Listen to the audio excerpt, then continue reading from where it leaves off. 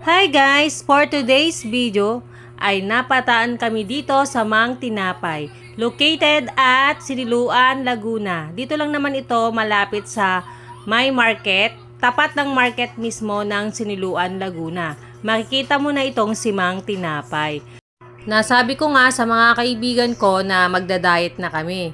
Pero parang na-curious kami dito sa bagong bukas na tindahan, ang Mang Tinapay. Kaya pasukin natin ito at tingnan natin kung ano ang mga tinda nila.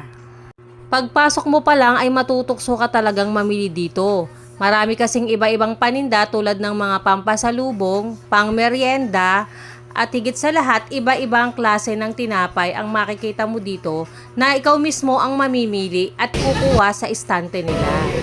Kaya naman ako ay kumuha agad ng pwesto namin na pagkakainan at yung dalawa kong kasama ay sila yung mamili ng mga kakainin namin.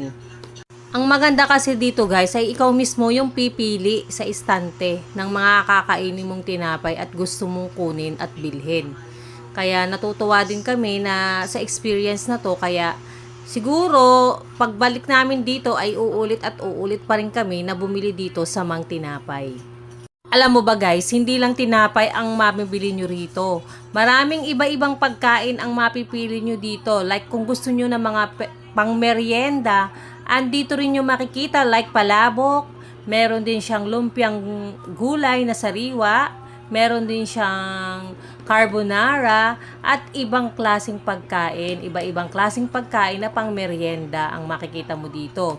Like mga drinks din, makakapili din kayo guys, hindi lang soft drinks, meron din silang mga malalamig na drinks na masarap inumin ngayong summer. Ayan guys, umorder na yung aming taga-libre. Delivery lang naman kasi kami dito kaya kami nagpunta. Nayaya lang kami ng aming kaibigan. Kami ngayon sa Mang Tinapay, kasama ko ang aking Frenny. Ano pa ako sa nakuha? Yan, today is Ash Wednesday, pero eto, hindi kami nagda-diet dalawa. Siyempre, ang pinanser, walang iba kundi si Doña Judith. Ayan. Hi, say hi.